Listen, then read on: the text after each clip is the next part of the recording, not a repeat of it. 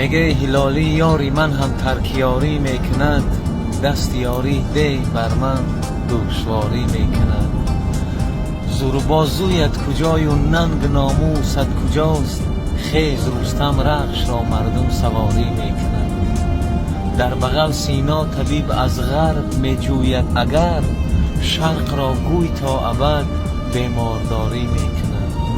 او به بزم ما نمی آید نگو حرفی بده، یا که آدم نیست یا که خاکساری میکند. آب اگر صد پاره گردد باز با هم آشناست، خاولینگی بوی گرمی و حصاری میکند. دل سیاهان جهان ما را سیاه دل کرده اند، چشم خیراندیش بینگر بیقراری میکند. زیرا قدر آدم را به پستی راهی ویران میبرد. آخر قدر آدم را به پستی راهی ویران میبرد، موج دریا ماهی را آخر به پایان میبرد. راسته میگردد کسی در صحنه دارالبقا، آن که از دارول برآید ذره ایمان میبرد. غافلا را گوی که جنت به دروازه نیست، هر کی را گر جنت برد البته دربان میبرد. صبح تا شامگاهان خاطر پریشانم چرا، شب اگر خوابم برد خوابی پریشان میبرد.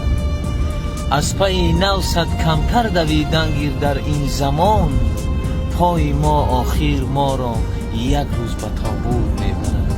خیرتمند شود زندان حیف است، نشستن با دروغگویان حیف است.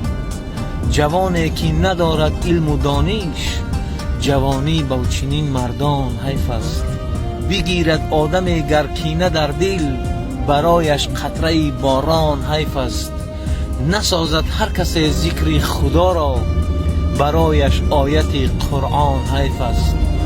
ذکرداری به دل فرزند روزی، شود گر مادر گریان حیف است. مگو ای شاد زمان پند به ما داد، نصیحت بر آدمی نادان حیف است. هر سال در این جهان دو سه توی شود، چراغی دلی تویدار پرنور شود. شادی و خرسندی بسیار شود، از زنجان کم بغل سخنگوی شود. زنده باشیم.